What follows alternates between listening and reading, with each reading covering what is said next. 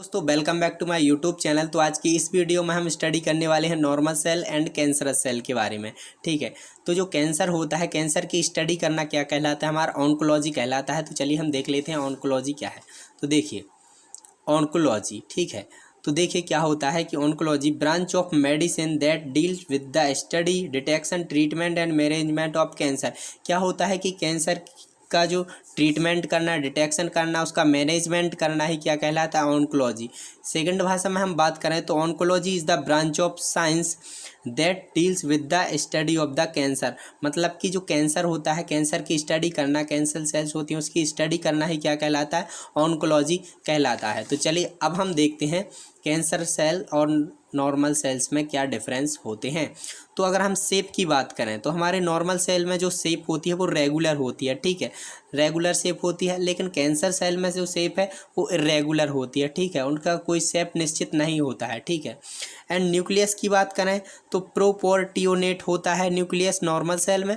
And लेकिन cancer cell में हम बात करें तो लार्ज एंड डार्कर, मतलब कि थोड़ा ब्लैक होता है लेकिन थोड़ी लार्ज भी होता है, मतलब कि अमाउंट में थोड़ी बड़ा होता है, ठीक है। नॉर्मल सेल में हम ग्रोथ की बात करें तो कंट्रोल सिस्टमेटिक, मतलब कि एक सिस्टमेटिक तरीके से जो ग्रोथ होती है वो होती है, ठीक है, एंड कंट्रोल में होती है। लेकिन जो ग्रोथ कैंसर सेल की बात करें तो कैंसर सेल में जो ग्रोथ होती है वो आउट ऑफ कंट्रोल होती है, मतलब इसकी जो ग्रोथ है वो कंट्रोल में नहीं रहती, वो बढ़ती जाती है, ठीक है, तो आउट ऑफ कंट्रोल रहती है, ठीक है। एंड नॉर्मल सेल में हम मैच्योरेशन की बात करें तो ये मैच्योर होती हैं, लेकिन जो कैंसर सेल है वो क्या होती है, इमेच्योर होती हैं, ठीक है। देन इसके बाद हम बात करते हैं कि इसकी नॉर्मल सेल में अमाउंट ऑफ एटीपी, तो इसमें क्या होता है 2 यूनिट ऑफ एटीपी होता है न्यू नॉर्मल सेल्स में।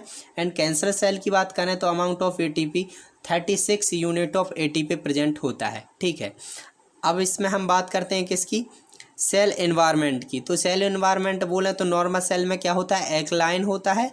देन कैंसर सेल में क्या होता है कि जो इसमें क्या होता है, एसिडिक होता है।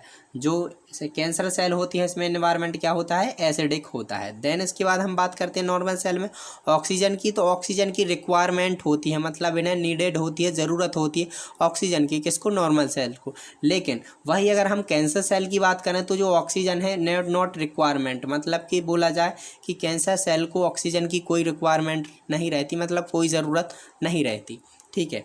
एनर्जी की बात करें तो वेरी हाई होती है, 95% एनर्जी प्रेजेंट होती है किसमें, नॉर्मल सेल में। लेकिन जो कैंसरस सेल होती हैं उसमें एनर्जी होती ही नहीं, मतलब होती है लेकिन थोड़ी मात्रा में होती है, जैसे कि 5% एनर्जी प्रेजेंट होती है किसमें, कैंसरस सेल में। तो कुछ ये इस पे के डिफरेंस होते हैं normal cell and cancerous cell के। तो आशा है आपको वीडियो समझ में आई होगी। धन्यवाद।